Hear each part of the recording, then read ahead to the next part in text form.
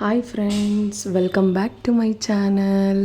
ಇವತ್ತು ನಾನು ರಾಗಿ ದೋಸೆ ಯಾವ ಥರ ಮಾಡೋದು ಅಂತ ತೋರಿಸ್ಕೊಡ್ತೀನಿ. ಒಂದು ಪಾತ್ರೆಯಲ್ಲಿ 1 ಕಪ್ ರಾಗಿ ಹಿಟ್ಟು ತೊಗೊಂಡಿದ್ದೀನಿ. ಹಾಗೆ 1 ಕಪ್ ಗೋಧಿ ಹಿಟ್ಟು, ಮತ್ತು ಅದೇ ಅಳತೆ ಕಪ್ಪಲ್ಲೇ 1 ಕಪ್ ಚಿರೋಟಿ ರವೆ, ಮತ್ತು ಸ್ವಲ್ಪ ಸಾಲ್ಟ್. ಚೆನ್ನಾಗಿ ಇದನ್ನು ನೀರು ಹಾಕಿ ಮಿಕ್ಸ್ ಮಾಡಬೇಕು. ನೋಡಿ, ನೀರು ಸ್ವಲ್ಪ ಹಾಕ್ಕೊಳ್ಳಿ ಸ್ಟಾರ್ಟಿಂಗಲ್ಲಿ. ಅದು ಚೆನ್ನಾಗಿ ಮಿಕ್ಸ್ ಆಗಬೇಕು. ಗಂಟು ಕಟ್ಕೊಂಬಿಟ್ರೆ ರಾಗಿ ದೋಸೆ ಚೆನ್ನಾಗಿ ಬರೋದಿಲ್ಲ. ಸೊ ಚೆನ್ನಾಗಿ ಮಿಕ್ಸಪ್ ಮಾಡಬೇಕು.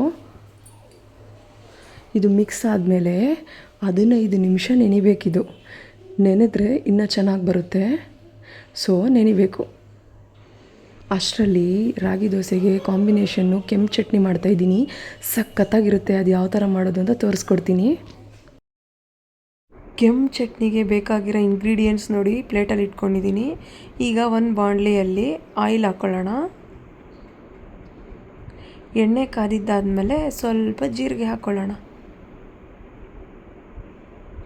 ಜೀರಿಗೆ ಆದಮೇಲೆ ನೋಡಿ, ಬೆಳ್ಳುಳ್ಳಿ ಮತ್ತು ಒಣಮೆಣಸಿನಕಾಯಿ ಚೆನ್ನಾಗಿ ಹಾಕ್ಕೊಂಡು ಫ್ರೈ ಮಾಡಬೇಕು. ಲೋ ಫ್ಲೇಮಲ್ಲೇ ಹುರ್ಕೊಳ್ಳಿ ಆದಷ್ಟು ಇದನ್ನು. ಈಗ ಸ್ವಲ್ಪ ಕರಿಬೇವು ಆ್ಯಡ್ ಮಾಡ್ಕೊಳ್ಳಿ. ಹಾಗೆ ಈರುಳ್ಳಿ ನಾನು ದಪ್ಪ ಹಚ್ಕೊಂಡಿದ್ದೀನಿ. ನೀವು ಬೇಕಾದ್ರೆ ಮೀಡಿಯಮ್ ಸೈಜ್ ಆದರೂ ಹಚ್ಕೋಬೋದು. ಇದು ಚೆನ್ನಾಗಿ ಫ್ರೈ ಆಗಬೇಕು. ಫ್ರೈ ಆಗಿದ್ದಾದಮೇಲೆ ಹಚ್ಕೊಂಡಿರೋ ಅಂಥ ಟೊಮೆಟೊ ಇದಕ್ಕೆ ಹಾಕ್ಕೊಳ್ಳೋಣ. ಚೆನ್ನಾಗಿ ಫ್ರೈ ಆಗಬೇಕಿದು. ಸ್ವಲ್ಪ ಉಪ್ಪು ಮತ್ತು ಅರಿಶಿನ ಹಾಕ್ಕೊಳ್ಳೋಣ. ಅದು ಆರಿದಾದ್ಮೇಲೆ ಮಿಕ್ಸಿ ಜಾರ್ಗೆ ಹಾಕ್ಕೊಳ್ಳಿ. ಮಿಕ್ಸಿ ಜಾರ್ಗೆ ಹಾಕ್ಕೊಂಡು ರುಬ್ಕೊಂಬಿಡೋಣ. ಅದು ನೋಡಿ, ಮತ್ತು ಇದೇ ಬಾಣಲಿಗೆ ಎಣ್ಣೆ, ಸ್ವಲ್ಪ ಸಾಸಿವೆ ಮತ್ತು ಕರಿಬೇವು, ಬೆಳ್ಳುಳ್ಳಿ ಮತ್ತು ಮೆಣಸಿನ್ಕಾಯಿ ಚೆನ್ನಾಗಿ ಫ್ರೈ ಆಗಬೇಕು.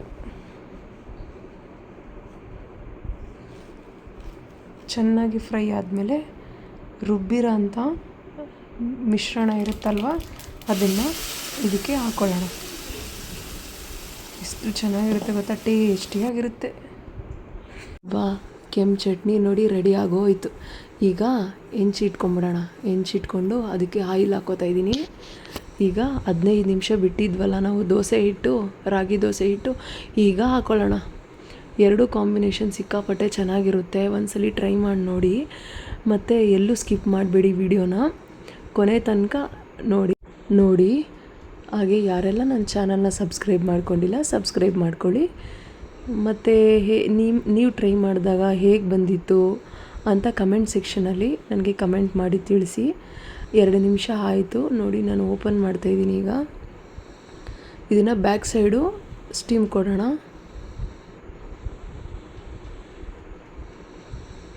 ಇದು ಫುಲ್ಲು ಬೇಯಬೇಕು. ಆಯಿಲ್ ಹಾಕಿರೋದ್ರಿಂದ ಆಯಿಲ್ ಸ್ವಲ್ಪ ಜಾಸ್ತಿ ಹಾಕಿದ್ರೆ ಬೇಯುತ್ತೆ. ನೋಡಿ ಎಷ್ಟು ಚೆನ್ನಾಗಿದೆ ಅಂತ. ರಾಗಿ ದೋಸೆ ಜೊತೆಗೆ ಕೆಂಪು ಚಟ್ನಿ ಕಾಂಬಿನೇಷನ್ನು ನೋಡೋಕ್ಕೆ ತುಂಬ ಚೆನ್ನಾಗಿತ್ತು. ನೀವು ಒಂದ್ಸಲಿ ಟ್ರೈ ಮಾಡಿ ನೋಡಿ. ನಿಮಗೆ ಈ ವಿಡಿಯೋ ಏನಾದರೂ ಇಷ್ಟ ಆದರೆ ಲೈಕ್ ಮಾಡಿ, ಶೇರ್ ಮಾಡಿ, ಸಬ್ಸ್ಕ್ರೈಬ್ ಮಾಡ್ಕೊಳ್ಳಿ.